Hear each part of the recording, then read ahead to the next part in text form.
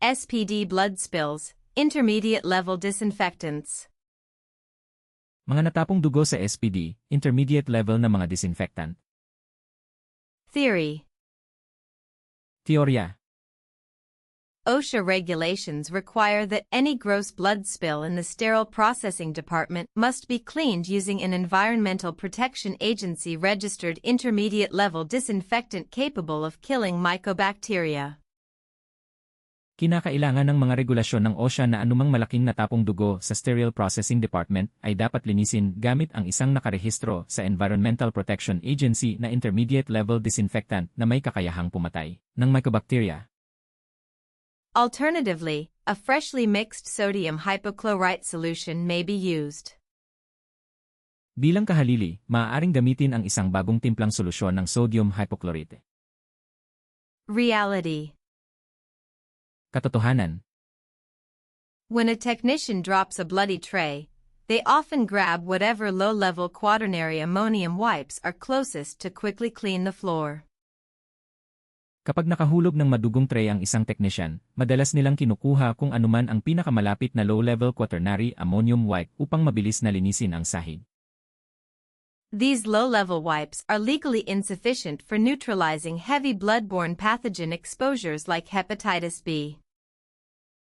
Ang mga low-level na wipe na ito ay legal na hindi sapat para sa pag-neutralize ng mabibigat na pagkakalantad sa blood-borne pathogen tulad ng hepatitis E. Exam strategy. Diskarte sa pagsusulit. The exam tests your knowledge of chemical lethality. Sinusubok ng pagsusulit ang iyong kaalaman sa chemical lethality. If a question asks how to manage a blood spill, never select a low-level disinfectant or generic soap. Kung ang isang tanong ay nagtatanong kung paano pamahalaan ang natapong dugo, huwag kailanman pumili ng low-level disinfectant o pangkalahatang sabon.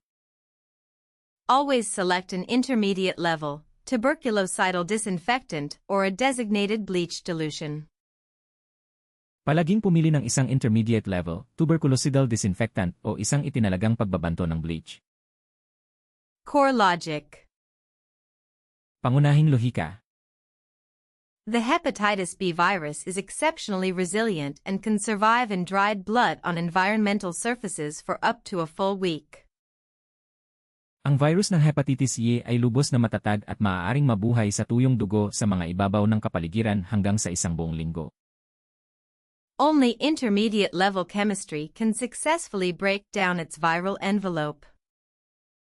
Tanging ang intermediate-level na chemistry ang matagumpay na makakasira sa viral envelope nito. Maglalabas kami ng mas maraming bilingwal na video para matulungan ang mga hindi katutubong nagsasalita ng Ingles na mas maintindihan.